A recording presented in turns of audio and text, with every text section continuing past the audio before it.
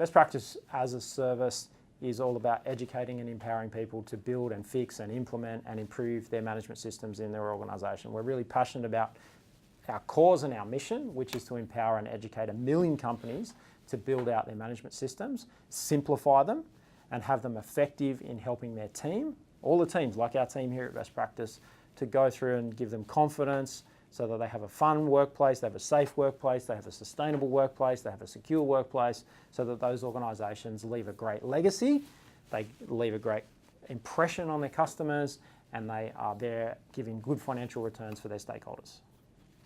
What services do you provide for organisations, and what services do you provide for individuals? So here at Best Practice, the services we provide for organisations is we take our business coaches and we empower and educate. They're like trainers, but we coach and guide and mentor people to work with teams. So we will work with a team or work with an individual in an organisation to help them grow and improve so that they feel confident to pick out the elements of a management system and work on each part, and also stitch that management system together to empower the organisation to sustainable growth. From an individual perspective, we have a bunch of training courses on our training academy online and also in live webinars on a monthly basis that help individuals to understand the key intent of each of those parts. So we either work with a team and an organisation to help that whole organisation come together as a cohesive unit, or individually we can work with people that want to empower themselves with skills and competencies to keep the management systems that they're working on or the work that they're doing simple, effective, and contributing significantly to the organisation that they work at. What is your favourite service that you provide?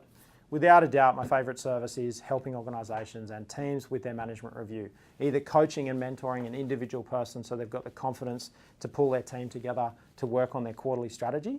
So working on planning out, mapping out that quarterly meeting, or without a doubt, actually facilitating. So if I facilitate it virtually or one of our coaches facilitates it virtually, facilitating those 4 meetings per year where we spend between 3 and 6 hours mapping out the strategy. We've got a set agenda. It's absolutely fantastic. We've been trying and testing and improving it for well over 15 years, where we can look at what the organisation's got coming up into the future and start looking at what went right, what went wrong in the past, and mapping out that plan for growth and development of the organisation. We ask 4 questions, really simple questions. In thinking about the next 12 weeks, what does success look like? In thinking about the last 12 weeks, what went wrong? In thinking about the next 12 weeks, what could go wrong? And the last question is, where we have fun, what are we doing about that? So we take those 4 questions, we put in a few other processes where we map out a SWOT analysis, we map out a stakeholder analysis, we help the organisation, and we teach people in the organisation to be able to map out critical processes, and that all comes together to form part of a really simple, really succinct management system that helps with cultural values, helps with net promoter score, helps with safety, helps with sustainability, helps with profitability, helps with balance sheet, helps with cash flow, all those elements that a management team needs to manage, all those risks, if you like, that a management team needs to manage. So by far my favourite service is our quarterly management reviews. What gap in the marketplace does Best Practice fill? Best Practice fills a pretty big gap in the marketplace where in the ISO industry there's been hundreds and hundreds of organisations, in fact a couple of thousand, I think 4,000 organisations that have sort of misled the intent. So the international standards, for example, ISO 9001, were really intended to be set up to help an organisation grow and develop and improve. But what happened was we got all very technical, and the industry, I think, and this isn't to criticise anybody, got flooded with maybe engineers instead of business leaders and MBAs. And so ideally, an ISO 9001 management system would be, the task would be given to somebody who's got an MBA, a Masters of Business Administration, but instead, because there was standards and there were standards for electrical standards and engineering standards, ISO management standards sort of coupled up next to that.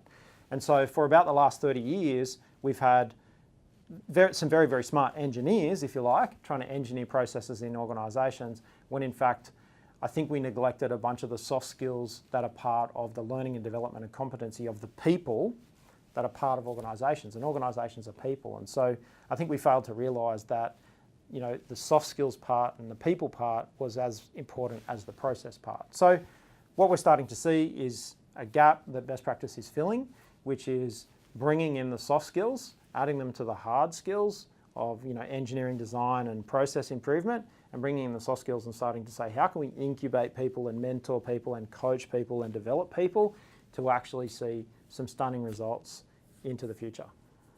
What is the problem you are solving? The problem that we're really focusing on here at Best Practice is that business is incredibly complex.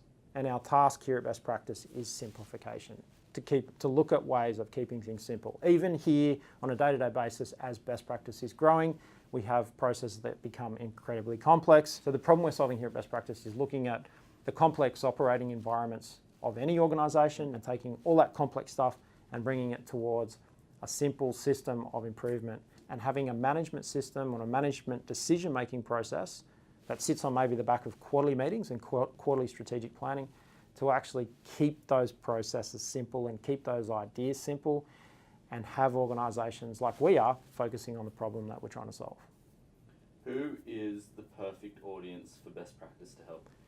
Perfect audience for Best Practice is an organisation that wants to improve. We're interested in people who can see a bigger picture. They've got a mission, they've got a vision, and they've got some goals that they want to achieve, and we can help them come up with very simple systems for improvement and development that will accelerate them on their journey of improvement. If they're not going forward, they're going backwards. And so we really want to be looking at how that organisation can grow and develop, and also in starting to manage, say, focus, when we think about quarterly improvement, we want to take maybe an ISO management system standard like ISO 9001, pick out the simple elements of that to focus on that help the people, the processes, and the team, I guess when they come together, improve, and then we can move forward into the future.